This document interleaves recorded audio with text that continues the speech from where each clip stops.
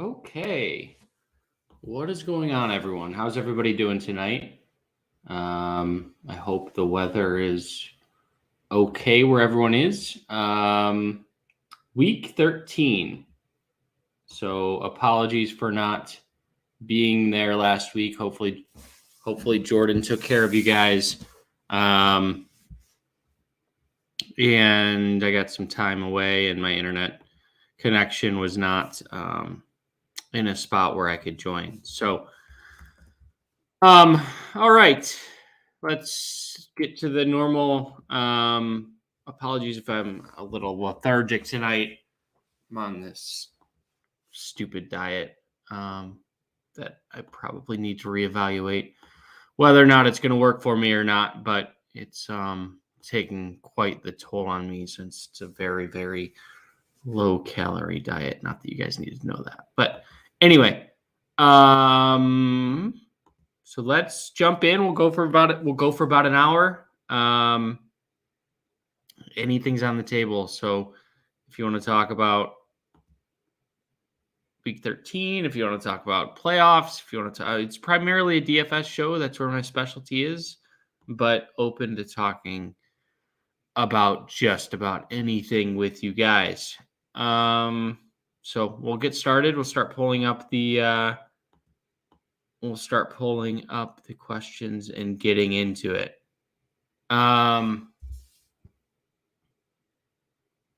With the Steelers really bad on offense, which wide receiver do you think will have a good day? I love Deontay Johnson this week. He's had 13 targets over each of his last 3 games, really becoming the top option there in Pittsburgh. Chase Claypool and Mike Tomlin, I guess, were arguing about something dumb like music or practice not being fun or something. I don't know what's going on in Pittsburgh, but Deontay Johnson seems to be the focal point. Najee Harris, I mean, look, the guy's just not touching the ball enough. He's averaging like 3.6 yards a carry. He was averaging like 25, 26 carries a game. Now that they're sort of, game script played a huge role, but he's even early on in those games, he's not touching the ball. Hey Max, how are you? I like the Keenan Allen one. Yeah. Freiermuth, yeah. I mean, it's not my favorite, but look, I've been great at DFS the last 6 weeks. I've been brutal on props. I'm sure as you've tracked the last 3 weeks have not gone my way. So, props are always difficult. I do like Keenan Allen quite a bit. I'm okay with the over 3.5 on Freiermuth. I don't think that the Steelers are going to be able to run the ball at all against Baltimore. I think they're going to have to throw the ball quite a bit to stay in this contest.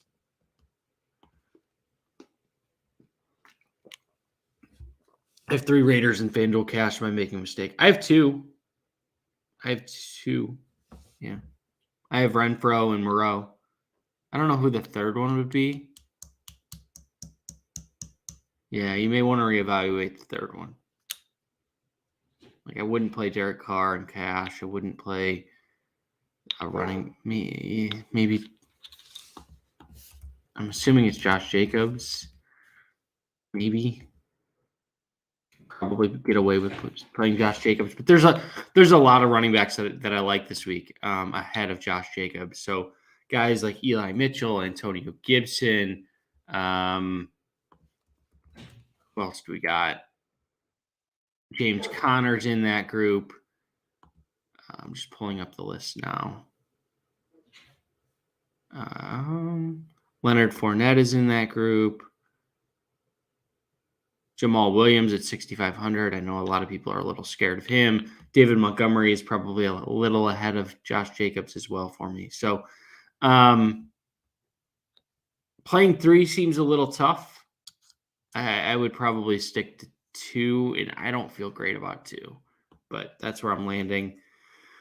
Because Foster Moreau is so cheap. And if you want to pivot off of Foster Moreau, James O'Shaughnessy's probably okay, but I don't love James O'Shaughnessy, to be honest. I think the upside of Moreau, we saw 5 targets last week. Only caught one of them, but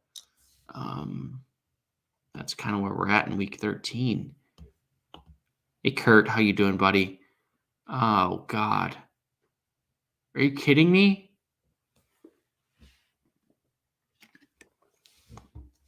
You have to sit one of these guys? Whew.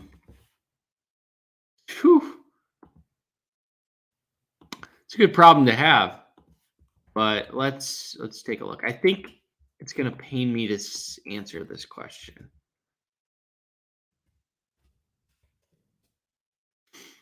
Yeah, it's going to pain me to answer this question. It's T. Higgins, unfortunately. Look, I mean, T. Higgins is at least third in this offense in terms of consistent touches. You have Joe Mixon first in that offense. Jamar Chase is probably second. And then it's probably T. Higgins, where Pittman and Ayuk are going to be more of a focal point. So, pains me to say it, but you're sitting T. Higgins. No. I mean, no, sorry. I'm a bitter Browns fan, so I'm going to try not to let my anger spill over on this question. You can't play Odell Beckham. You just can't. I mean, $6,000, great price, right? Fantastic price. I would probably want to play Van Jefferson over him. If I'm being honest, at 5,800, I think that he is the number 2 guy there. Odell Beckham is kind of being treated as like a deep threat. I know he had a good game in his last game, but would you rather play him or Hunter Renfrow at 6,400? Like, to me, Hunter Renfrow is much more safe. I think OBJ is a fantastic GPP play. I'll get behind that, but I think you're still going to see inconsistency there, especially in a game that playing Cooper Kupp kind of scares me, although I'm doing it simply because this game could be completely out of hand very early. Andrew, you're a funny guy. You're a funny guy. Funny guy award goes to Andrew.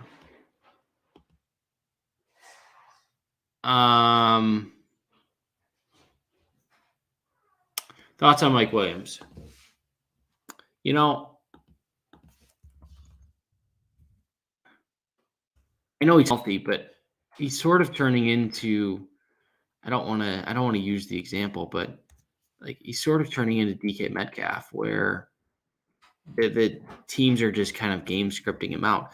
As a GPP play, I think he's fine. Like if you paired him with Herbert to pivot off of Keenan Allen to get a stack in this game, more than fine. But can I trust him as a cash game play? Probably not.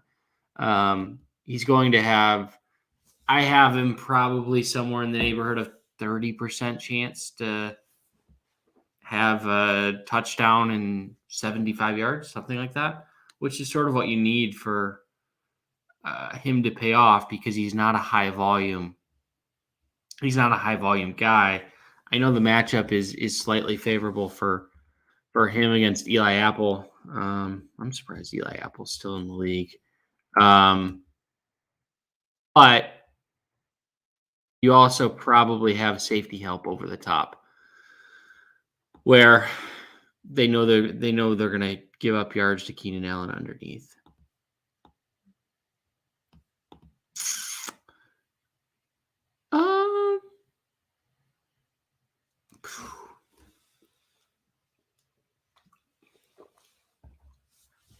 So I don't think it's an upgrade for Sanders.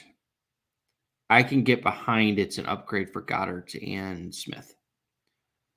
How big of an upgrade is another question, but it's an upgrade for sure compared to Jalen Hurts.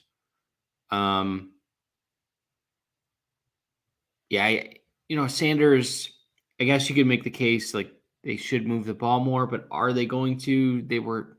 They've been decent with, they ran the ball, 28 times last week. Do I think they're going to run the ball more than that?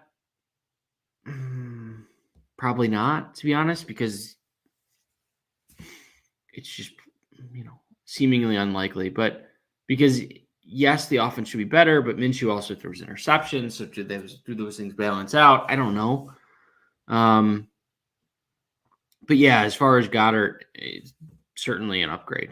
We had one catch for 0 yards last week, and Devonta Smith, he's sort of been struggling a little bit. I think it raises his volume, certainly his target volume. So instead of 2 catches, I would anticipate that he's going to have at least 4 or 5. So yeah, would I stack them? Let me pull up the roster projections that I'm about to upload to Football Guys right after this show. Would I stack them? That's the question. Minshew I have at it's Smith. Okay. So Minshew's going to come in around right now. It depends on the site, but he's going to be somewhat popular on DraftKings. I have him at around 8%, 9%. So, but 8 or 9% is not. He can certainly jump up by the morning. So, if you feel free to reach out to me if you want the number, but he's going to be one of the more popular plays on DraftKings this week, ahead of Mike Glennon, who, at the same price was. So on DraftKings, I'm completely fine with it. You can play Minshew at 4K, load up Jonathan Taylor. You can probably maybe even get Cooper Kupp in there. But on FanDuel, it's a little bit harder because the price disparity is not as great. So he's 6,100 on FanDuel compared to, you're only saving like $1,300 against Joe Burrow. It's harder. So he's not going to be as popular. So what does that mean? Well, it's kind of counterintuitive, but if you want to find a site to stack him on, FanDuel could actually be the better option because he's going to be lower rostered. But if you're primarily a DraftKings player and you say, look, I don't really want to play on 2 sites, totally get it. I think he's fine to stack on either site. He just gives you so many options. But in terms of like a cash game play, you could play him in cash on DraftKings. I would not do that on FanDuel. Thanks, Max. If you guys could hit the like button, it does help the show. And it does help actually boost people, get people in here. So thank you. I sort of just answered it, but yes on DraftKings, no on FanDuel.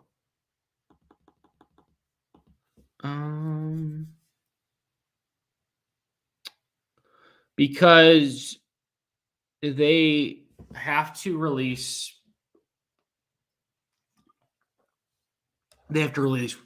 pricing a week before, essentially a week before. So do they sort of flood any player that's not ruled out for the year? They keep them in their pricing algorithm, because what happens is FanDuel, and it looks like Ryan Fitzpatrick's not expected to return.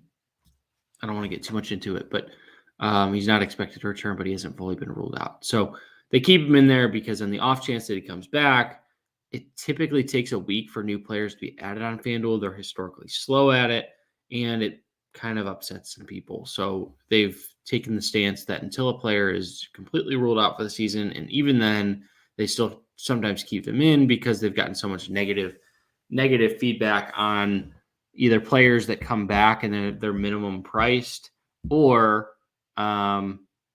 players that are not available in a player pool based off of their return because it takes a week or sometimes longer.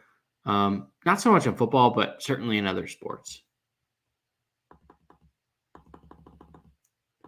Elijah Moore or Mike Williams? I would go with Elijah Moore. I think he's been more consistent. And he's going to keep developing. So if I look at Elijah Moore, four catches, 8 catches, 3 catches, 7 catches, 6 catches, with 4 touchdowns over his last 5 games.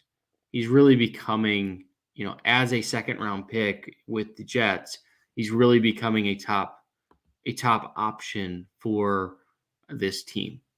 Now, Zach Wilson is a bit of an issue. Certainly doesn't have it pains me to say it, but doesn't have the upside of even a Joe Flacco at this point. So, but in terms of a player who has as much upside, I think he has more of a floor than Mike Williams, but he's going to be more popular, I think. So if you want to go Mike Williams because in a GPP, totally fine with that. But in terms of like who's going to produce more, I would go Elijah Moore. Do I like both Pittman and Taylor in DK Cash? Let me look. Taylor's hard, but I'm playing him on DK.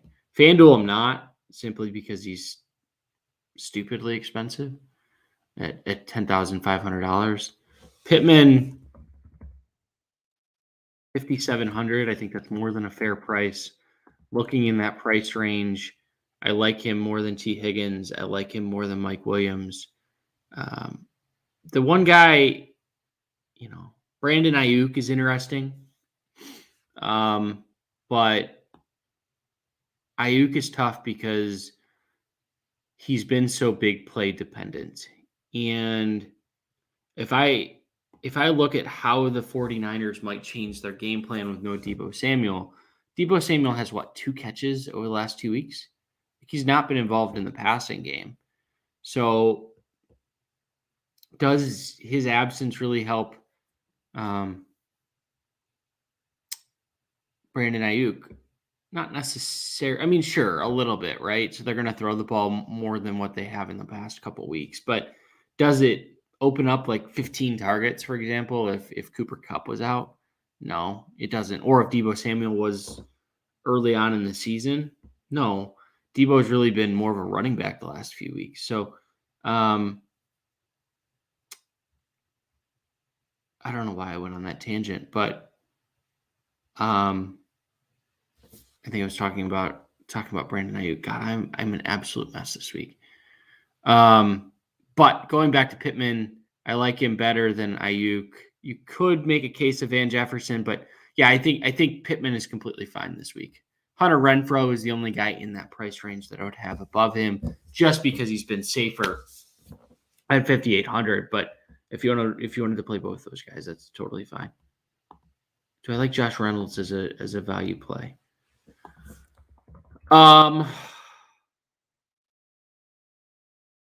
Okay. He's okay.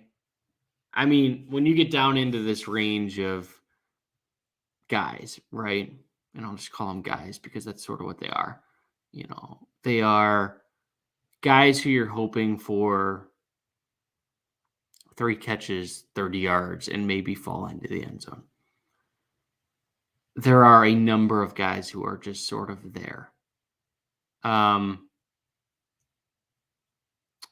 Laquan Treadwell, Zay Jones, Nico Collins, Jawan Jennings for the 49ers. Like, all of these guys are sort of bunched together in projection sets. I have Reynolds a little bit below that group. So if I had to pick one, me just look. If I had to pick one, as of now, I'm going to lean. This is tough. It's tough because you're picking one guy out of 5, and I know it's what we have to do. But I'm going to go with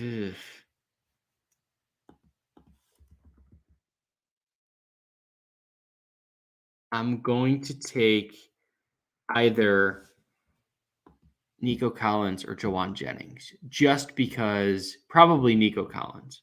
He had 5 targets last week. I know Josh Reynolds had the big play last week. So as a GPP play, maybe Josh Reynolds is the guy because of the deep routes. But in a cash game settings, this late in the season, I'm going to lean towards a rookie who should be continuing to grow. A veteran who has 5 or how many years does Josh Reynolds have? 4 or 5 years at least. 2014, 2015, I think. No, 2017. So he's played 4 or 5 years.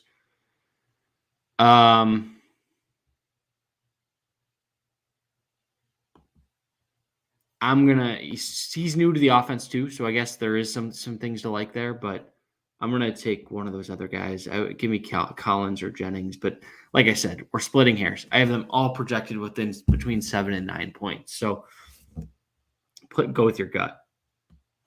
Dolphins D is locked. That's what I have. So they're my favorite of the group. Looks like there's some debate as far as whether Odell Beckham's going to play. We touched a little bit about them. Better start a questionable Josh Jacobs. Yeah, I can't. I want nothing to do with Buffalo. Nothing to do with Buffalo. Fading Taylor in a GPP. Yeah, I think it's completely fine. Let me check where his latest roster percentage currently is, and it's only going to go up because of the Gardner Minshew numbers that still haven't been published all the way around the industry. So I anticipate that I think Jonathan Taylor is going to get up into the 31, 32% range, which is crazy. So, a guy like a Joe Mixon at 8,100, I have projected for 3.5 points less than Jonathan Taylor against a bad Los Angeles Chargers run defense. A guy like Alexander Mattison at 76, I have projected for 4.5 points lower. So I know Mattison kind of isn't the best. He's looked great in his time this year, but he has burned a couple people in the past. So people are going to be a little bit hesitant to go crazy on Mattison. And then you have guys like James Conner, Eli Mitchell, Antonio Gibson, David Montgomery, Jamal Williams. All of these guys can fill in running back spots, and you can load up at the wide receiver position. You can take a Cooper Kupp. You can take a Deontay Johnson. You can take these different approaches, and as long as Jonathan Taylor doesn't go insane, which he could, let's be honest here, but that going in if you're fading him. So do I expect Jonathan Taylor to have a bad game? No, I don't. But in a GPP, you're leveraging against, and that's why I'm playing Jonathan Taylor in cash, right? So do I anticipate that he's going to have a bad game? No. Is there a chance that he does? Yeah. Is there a decent chance that he does? Yes. There's a decent chance that he has 90 rushing yards and a touchdown, or 90 rushing yards and no touchdown, and a couple receptions, and totals 130 yards. But if he can't find the end zone, then what are we doing? We're not getting to GPP value. So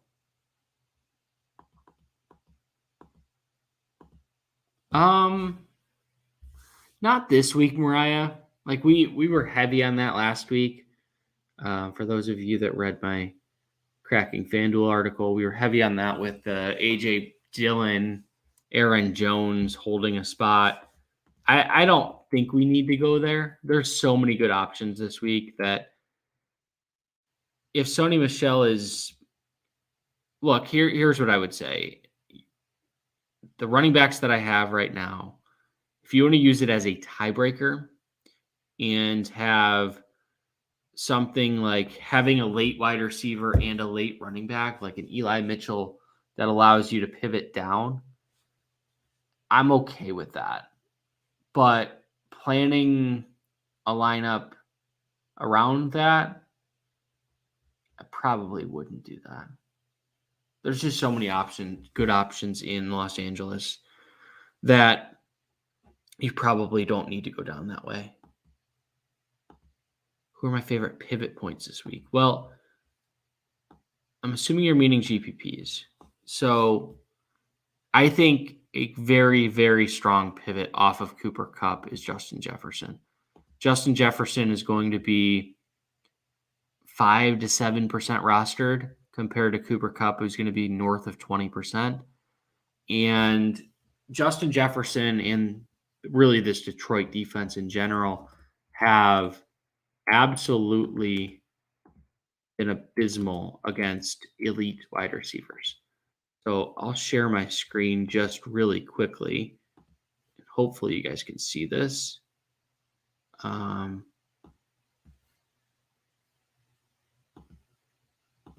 But let's look at wide receivers against Detroit. Elite wide receivers. So this is on Football Guys site, but you have your receptions, receiving yards, receiving touchdowns here. Cooper Kupp, 10 for 156 and 2. Jamar Chase, 4 for 97. Justin Jefferson the first time, 7 for 124. Darnell Mooney, I'm not including him in this group because he's not elite. Devontae Adams, 8 for 121. Deebo Samuel, 9 for 189 and 1. So of the top echelon receivers, we have Deebo Samuel, Devontae Adams, Justin Jefferson, Jamar Chase, Cooper Kupp. They've allowed, and somehow Darnell Mooney has gone over 100 yards in both games. But with that said, they've given up 97 yards or more to all of those receivers. Justin Jefferson is in a fantastic spot this week, going sort of on the lower end, looking at roster percentages again. I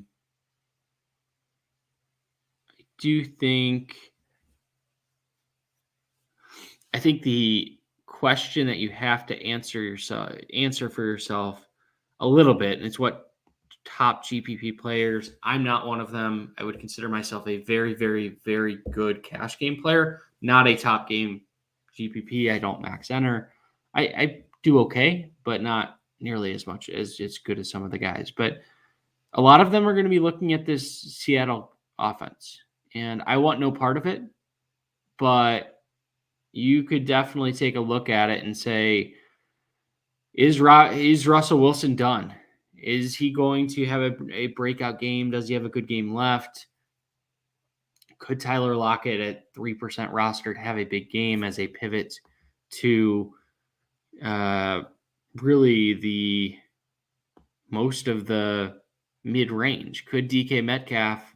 I don't love the price there for DK, but Tyler Lockett could be a great pivot off of the strong roster percentages that are going to come to guys like Keenan Allen or Chris Godwin or those types of areas. So hopefully that helped a little bit. Mixon or Fournette FanDuel cash?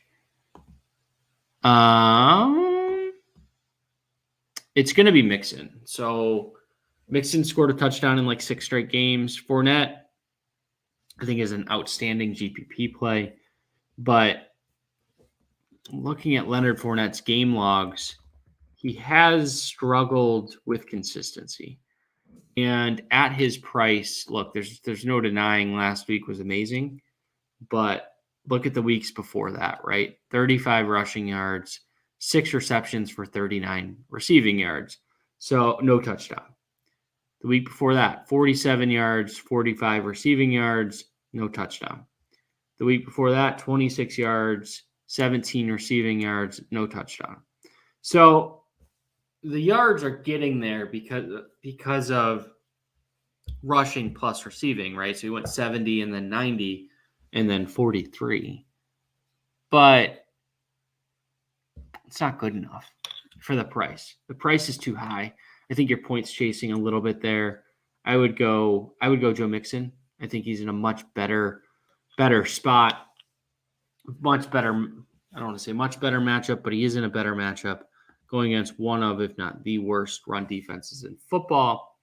Atlanta's been better than past years. So they have the stigma of like Atlanta running back, always start at running backs against Atlanta. They've been bad this year, but not nearly as bad as they have been in past years. So they're allowing 97 rushing yards, which is right in the middle of the pack. They have been touchdown heavy. So GPP, give me Fournette, but in cash, give me Joe Mixon.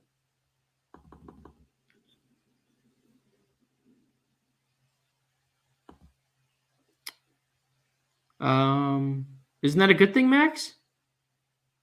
It's a good thing that it's 24-21. You only need 27 more points. What do you expect at the half? Like it's a good one. I don't know what the score is now, but hopefully you'll get there. Michigan's just cruising. Congrats to anyone who roots for Michigan, I guess. 24-21 still. Would Pittman be a better tourney or cash game play? I'm concerned. Yeah, there's a little boomer bust there. And I do think that, it's why I said Hunter Renfrow is probably a little bit better of a cash game play. So he's probably a better tournament play than a cash game play, but you could certainly play him in either. Boston Scott or Kenyon Drake if Josh Jacobs is out. Ugh. Let's hope Josh Jacobs isn't out. All signs are pointing that he's going to play.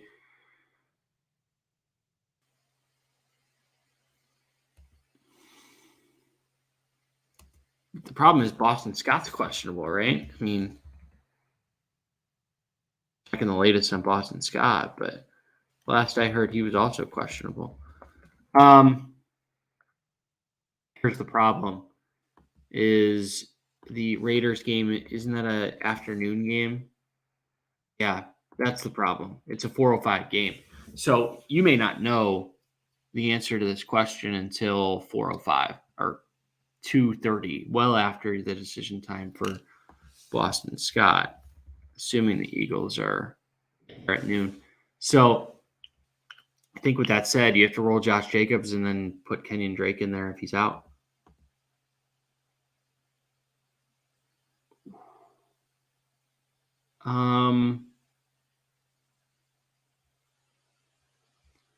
Thoughts on Allison? I haven't given them much thought, to be honest. Am I missing something? I don't.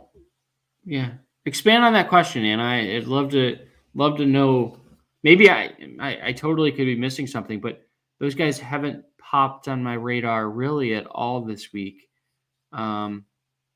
If you're in a tough spot in a season-long league, like, let me know.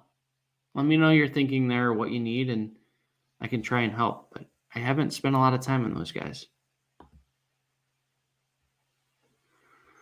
I think one of my favorite games, and I need to check the weather as it's been sort of changing throughout the day. So as of now, the weather looks to be better. So there was rain originally in the forecast. It does look like that may be pushed out. And if that's the case, I think that this Cincinnati Chargers game could be a great stacking opportunity. Now, the question is who to stack with.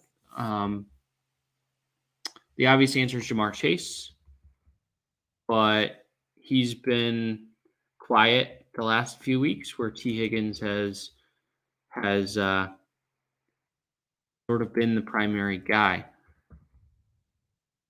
Whoever I tell you I'm going to get wrong. I would say I would go, if you can afford it and you're going to go with a stack, I would go with Jamar Chase simply because it's going to create a different lineup than a lot of people are going to have. So I think Chase has more upside. If Joe Burrow throws for 400 yards, it's going to be because of Jamar Chase having that 200-yard receiving game that he has the upside to do. And then you could run it back with Mike Williams. You could run it back with Keenan Allen, whatever the case is there. Oh, I know, Sadeep. I know. I am drinking a ton of water, trying to make sure I'm hydrated. For those of you that joined, I'm on a very, very dumb diet right now. That's extremely low calories. We try and get my health and just life in general back together. Everything's fine, so don't worry too much. I've put off prioritizing me for a while. Yeah, I like Zay Jones. I think he's risky because he's a big play guy, but in that group that we talked about a little bit earlier, of the low end guys, right in there with Nico Collins, Josh Reynolds, those types of players, Jawan Jennings for the 49ers. One of those guys is going to pay off, probably multiple in DraftKings cash, even GPPs, but Zay Jones may be one of those guys that's more of a GPP play than a cash game play, but I think he's totally fine. Yeah, I play Josh Jacobs. Rams. Yeah, Eagles or Rams, take the Rams. Half point PPR. I don't know what TEP means. No tight end position, I would guess. How do I get my dogs on? Oh, God. You got me. You got me. You got me. Good job, Derek. Clearly not thinking properly and just clicking buttons. But congrats, you got me. Do I see Taylor Heineke throwing for 240 yards against Las Vegas? Let's see where Football Guys has him projected. I think it's going to be right around there. Heineke. We have him at 235, but it's not one that I want to exploit, Max, if you're trying to look for props. Burrow or Josh Allen. I'm assuming this is season long, but I have to go Josh Allen. It's a tough matchup. I get it. But Burrow, the matchup isn't great either. I mean, the running matchup for Joe Mixon is a lot better, but I'm playing Josh Allen if I have him. What do I think about Denver wide receivers against Kansas City? Look at a guy. Let me just pull up my projections for Jerry Jeudy is okay. It's hard to know. None of them pop as like great values. Jerry Jeudy's okay, but not if you have to start one of them in a season-long league, fine, but I'm not going out of my way to start one of them this week. Where does Myles Gaskin rank for you in running backs 5,400 to 6,100? Let's see. So we'll start at 6,100. I have I have Eli Mitchell as my top guy in that group. I have James Conner ahead of him. I have Antonio Gibson ahead of him. I have David Montgomery ahead of him. We're going down to Jamal Williams. I have Jamal Williams ahead of him. Darrell Henderson's tough. So sixth, probably right in line with Darrell Henderson. Myles Gaskin, right? Scored 2 touchdowns last week. But he's not a good football player. And that's the biggest challenge I have, right? So 3.1 yards a carry. I know the matchup against the Giants is looking somewhat favorable, but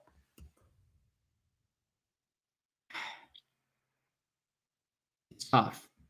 It's tough. I would prefer those other guys. So I'd have him 5th or 6th.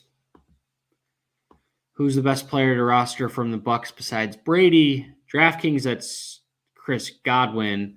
One of my favorite, who I think is in a great spot this week. It's probably Chris Godwin for both sites, but let me just tell you guys, Rob Gronkowski is a fantastic, fantastic GPP play because it forces you into a different lineup build than a lot of people are going to have. So Gronkowski is averaging like 100 yards over his last 2 weeks since coming back from injury. Very, very strong GPP play this week. FanDuel cash games 2v2, Godwin, Van Jefferson, or Renfrow, Deontay Johnson. Give me Renfrow and Deontay Johnson. I want Renfrow in all of my lineups this week. Van Jefferson is a little bit boomer bust, as is Chris Godwin.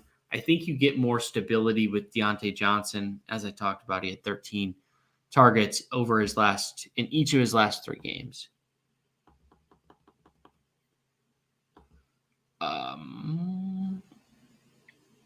Yeah. I mean, I think he's fine.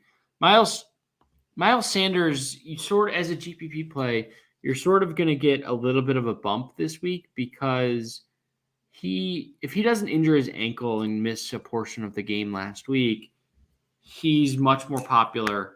Boston Scott doesn't get the 15 carries. Boston Scott still has a role. Don't get me wrong, but is Sanders viable? Yes. Is he a great play? Probably not. Like he's going to be 1 to 2% rostered. So that tells you what pretty much everybody thinks about him. But I think there's a scenario where he comes out and he does perform. So FanDuel cash, how would I rank Jefferson, Godwin, Keenan? Assuming this one's tough, Kevin, because they're different price points, obviously. So if price is not a factor, I will say Justin Jefferson is my number 1 guy in this group, followed by Keenan Allen and then Chris Godwin.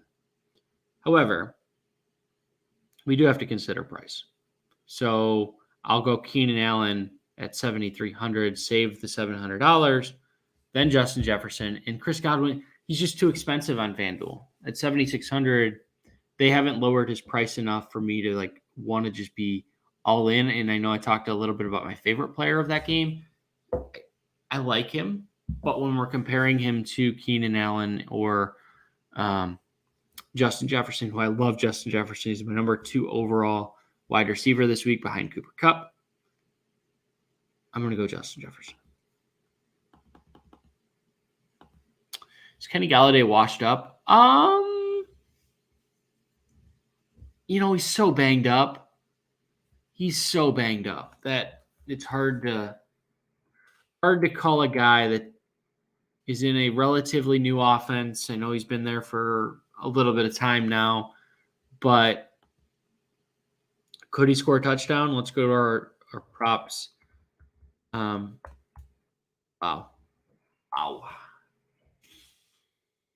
He's plus 310 to score a touchdown this week. It's not very good.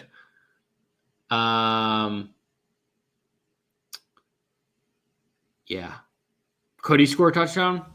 The books are saying there's a 25% chance, 25 to 30% chance he scores a touchdown.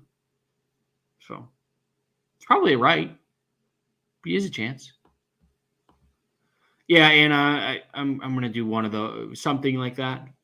I don't know which one I'm going to land on yet, but I'm starting off with about 500 to 700 calories a day for the next 2 weeks and then going from there.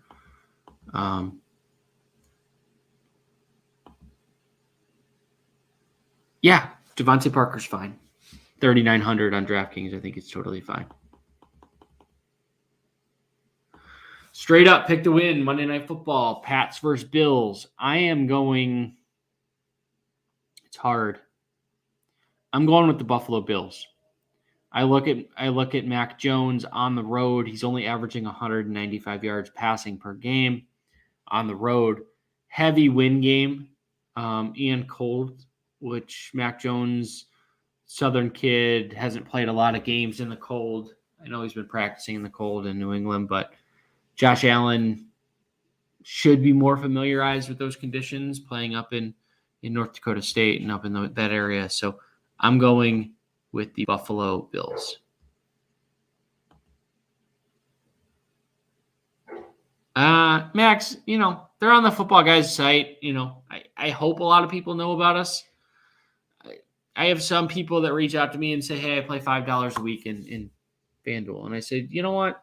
$5 a week probably doesn't make sense to have a Football Guys subscription, as much as that pains me to say it. So trying to help everybody as people grow more into the space, have some fun, have some success. But yes, we offer a ton of information. I think I write 5 or 6 articles a week on footballguys.com. And I look at it as the best value within the industry. Some of these sites charge incredibly insane amounts of money. But thank you for the call out there. It's either Justin Herbert or Tom Brady. The other quarterbacks that I should say, that was before the Gardner Minshew news. So Gardner Minshew on DraftKings is becoming a very, very, very strong cash game play. All he needs is 225 yards and a touchdown, and he's probably already getting there. And I think he has more upside than that. So I would either go up, go to Herbert, go to Brady, or go down to Gardner Minshew. Minshew and Eagles receivers over Teddy two legs, and yes, yeah, give me Minshew there. Okay.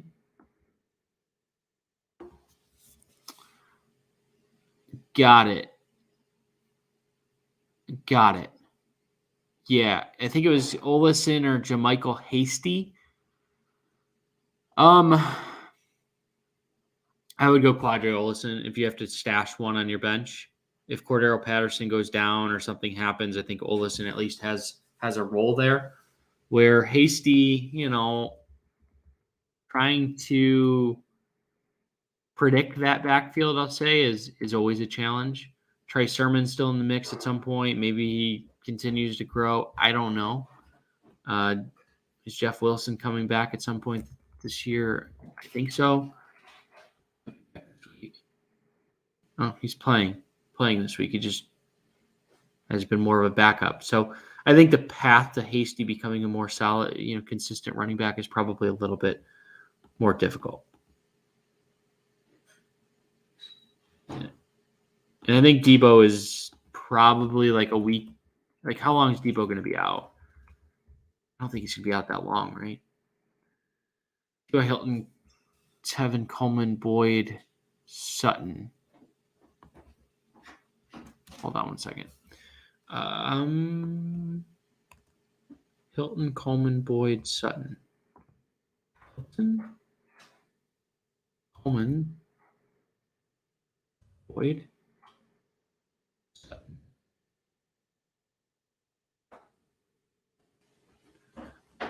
I'm going to go. It goes back to the age-old question as far as, do you want consistency or do you want upside? So if you think you need 15 points, I would go Cortland Sutton. If you just want, hey, I want the guy who's going to have the highest floor, I would go the running back in Tevin Coleman this week. Lamar, yeah, I think Lamar is fine as a GPP play. This Pittsburgh defense is completely different than the Pittsburgh defenses we've seen in the past. They cannot stop the run, period. Devin Bush, sorry, all you Pittsburgh fans, I know you love him, might be the worst linebacker in football. Very, very well could be. The guy can't stop the run. He can't find a gap. Can't find, he just can't. So, and I know that's going to upset some people. I get it, but he may not be the worst, but he's certainly in the bottom 5%. Stopping Lamar is going to be a problem running the ball unless they sell out to stop him, which they could. They very well could. But that should open up passing opportunities for Lamar this week. So as a matchup, it's a complete nightmare scenario for Pittsburgh. Singletary, Myers, AJ Green, or Bateman, pick 2. Singletary, Myers. Probably want to stay away from the passing games of the Bills and the Patriots with that weather. Green.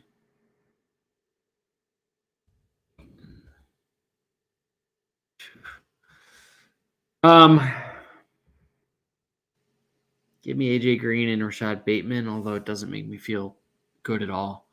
If you want to go Devin Singletary, I think that's fine over Green, but they're all sort of just there. Justin Jefferson and Deontay Johnson, FanDuel Cash. Price not a factor, give me Justin Jefferson. But knowing that price is a factor in a lot of these scenarios, I would go Deontay Johnson. It's all about how comfortable you are with the upgrade to a different position. Gronk over 53.5. Yeah, I like that. Thoughts on Freeman versus Steelers? There's upside there. DeAndre Swift ran for 140 or 50 yards against the Steelers. So,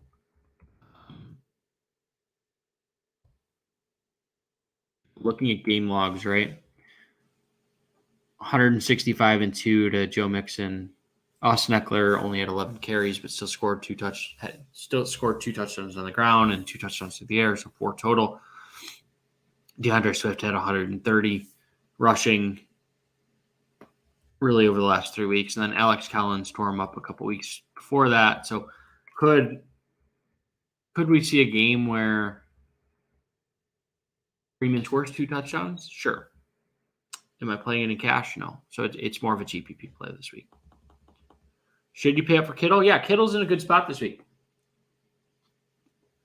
He's risky, but he's my number 2 price-adjusted tight end this week. I think Gronk is a little expensive, which is why I like him as a GPP play. But I think Kittle is in a spot where he's been bad for a while, and he really needs to start stepping up, or this team needs a playmaker, and he's the guy that they should be looking towards. So, FanDuel, Freiermuth or Ertz? Yeah, Zach Ertz. I think Ertz is in a really good spot. Growing into that offense, they've increased his workflow and workload the past couple weeks. So, okay. Looks like we are completely caught up on questions. If there are no more questions, I'll give it another minute, but we can certainly end early. I know a lot of people have a lot of different Christmas stuff going on and just holiday stuff in general. 57 people here, which is still awesome. It's cool to see how it grows throughout the night. There's a lot of people joining late. So we'll go another couple of minutes, and if not, then we will wrap this thing up and give everyone some time back. Do I think Brady and Tampa Bay's passing game has suffered with AB hurt for a while? No, I just think that there's variance in this game. I think they're fine. I think they're completely fine. DK Cash, Jefferson and Ayuk, Chase, Deontay. Give me Jefferson and Ayuk. Yeah. Jamar Chase is just too inconsistent for the price. You know, he's too hit or miss compared to Justin Jefferson, who I think will get over 100 yards this week. All right, Derek. I'm going to time you out for the night. I was taking jokes a little bit too far. Thanks, Max. Appreciate you, and I appreciate everybody. So, okay, we will see everybody next week. We'll be back to our normal time. Good luck, everybody. and take care. Happy holidays. I hope you all get to spend some time with either family or just get some time off and time to yourself. So see everybody next week.